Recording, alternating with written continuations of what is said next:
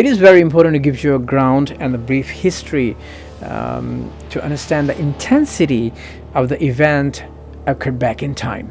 Now, I'm talking about the time when Al-Qaida and Taliban, they took over Afghanistan back in 1996. Fata, or Federal Administrative Tribal Area, which is spread on 27,000 square kilometers, laid down on this area with a population of 5 million people in it, and the 99% of the population is Pashtun. The law which was used to control Fata, it was called FCR. This law was given by the British India back in 1867.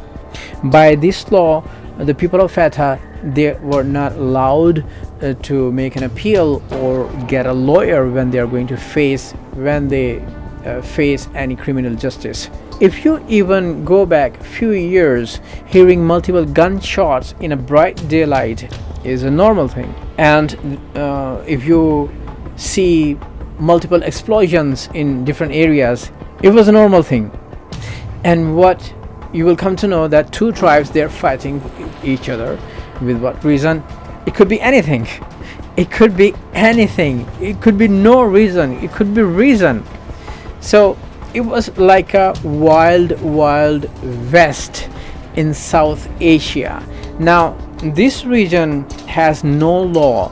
People, they carry unlicensed arms, they use unlicensed vehicles on the roads, and police cannot touch them. The FCR, Frontier Crime Regulation, it was formed, or it was given to control Fata, especially those areas and those cities which were inside the Fata, which had a higher crime rate, and those areas were out of British hands. Now, British used to choose one leader from each tribe, and these tribal leaders, they were that powerful. If they're going to punish somebody, nobody could stand against them, or nobody could go against their verdicts. If one person has committed a crime, the whole family is going to bear the consequences. When Pakistan came to an existence, Mirza Ali Khan, he announced Fata as a separate state from Pakistan. So most of the people, they were gone against him due to the way of his work. So in 2000, make it very short, in 2004, with the help of US government, 80,000 Pakistani arms entered in Fata and started a guerrilla war against Al-Qaida and Taliban. And some of the few iconic and very successful operations, including Zarb-e-Azab, formed in the Pakistan history with the similar objectives. Northwest Pakistan, known as Fata, have been unstable and dangerous. Bordering Afghanistan, the mountainous, inhospitable lands are home to Pashtun tribals. Based on this, today's story is extremely graphic. Your discretion is advised. I am Uzair Sipra, and welcome to another episode of the Shocking Mystery on The Mirror. You better get your coffee.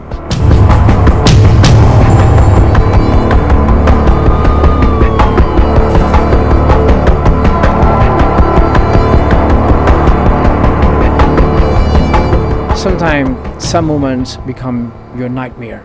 For some people, those moments haunt them till they step into the grave. Similarly, one of my friends who used to live there, and then he spent his 20 years, and then successfully his family left the tribe and entered in the safe zone of Pakistan. Now, he had a dream to become a photographer. Now he is a very successful photographer. He has a very happy life. And he was telling me his story, and it's a true story. And when I heard it, I had like a shock wave in my spine.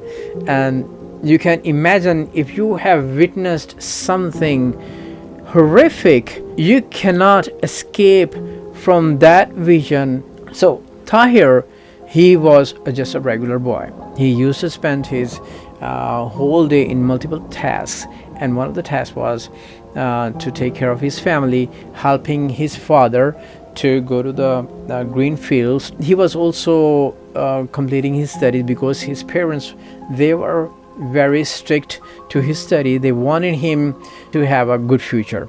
So maybe this was the reason after spending like 20 years, they decided to leave that region and go into the safe zone in Pakistan.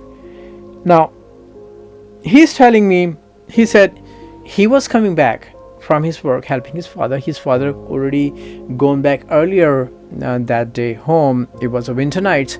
In the winter, the days are shorter and the nights are longer. And as he is coming back home, if you go back in 1996, especially those undeveloped areas where the houses, they were made by the mud, and there were not much facilities there, and the life was very organic. So he was coming back.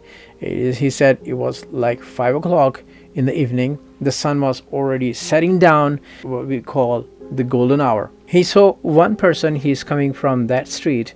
He is holding a stainless steel pot. Maybe he is bringing some, he went to a shop, he bought some yogurt, and then he's coming back home. He knew him very closely. He knew who he was. And because back in time, when you're living in a village, you know almost everybody, because those houses are close to each other. Even if they are a little bit far, you often visit each other.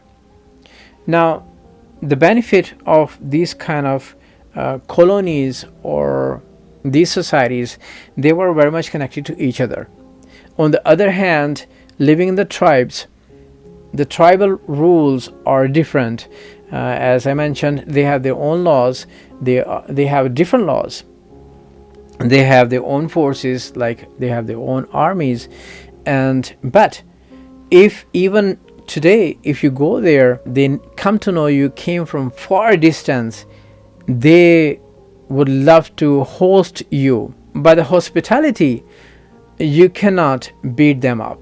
They are the best host in the world. Big heart. But on the other hand, as a tribal member, anything could be happen. You have to know their rules if you go there. But the places are so beautiful, and the mountains, those valleys, they are so amazing. They are eye-catching. They're just like heaven on earth. Now, he see that person is coming. He is holding a pot, a stainless steel pot in his hand. Another man appeared from behind, rushed. He is holding an axe, a big axe, and then he came and turned around and he confronted him. They are face to face now. When he saw his face, he got scared.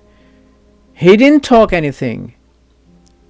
And my friend, he was standing there. He's 16 years old boy.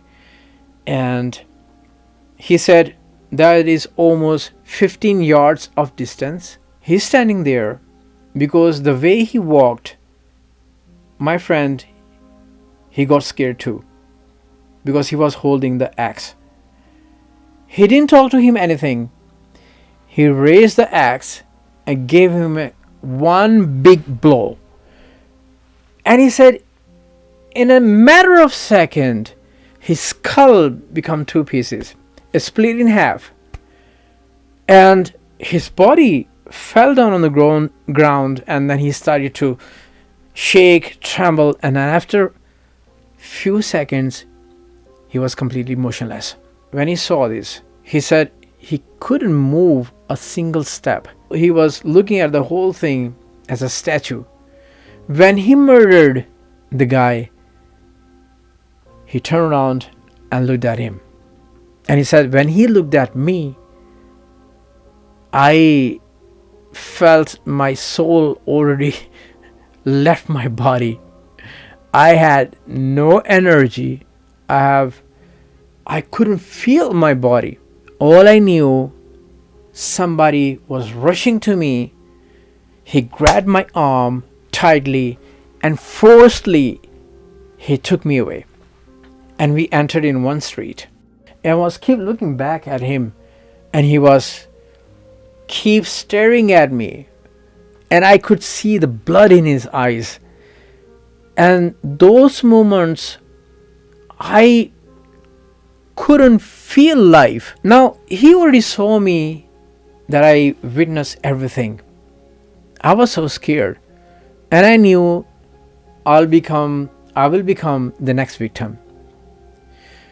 I couldn't speak anything for almost half an hour. Now, this man who killed the other man, he was a brother-in-law. He killed his brother-in-law. For what reason? His sister came to him, complained that he shouted at me, and I'm afraid he will beat me up. Do something. So, as a revenge, as to teach him a lesson, he took the axe and he butchered actually his brother-in-law. My father heard the whole thing, and my father said, okay, you have witnessed everything, and remember, he has already seen you. You cannot hide anymore. The person he took me, he shared this thing to his family, and that from his family it gone like a wildfire in the whole village. And my friend said, the next day when I went to school, it's like whole school, it was a small school, but everybody knew that I have witnessed. And then the next day we came to know that after killing his brother-in-law with the same axe, he went to the police station, actually their court, and he said that I have butchered my brother-in-law and I'm here. Because he had so much money, he gave so much money to the police, and he was living a free life outside of prison, and he died outside. You will come to know, if you go back in history, some of the portions are so wild, you would never wish to go there. So this was the story for today, and if you're a fan of the mysterious, dark and true crimes, please subscribe to our YouTube channel. And if you have your own crime story, true story or horror story, please, you can send it to me on my Instagram, and I will narrate on your behalf. As always, please take care of yourself and your surrounding. I am Zair Sipra. Until next time.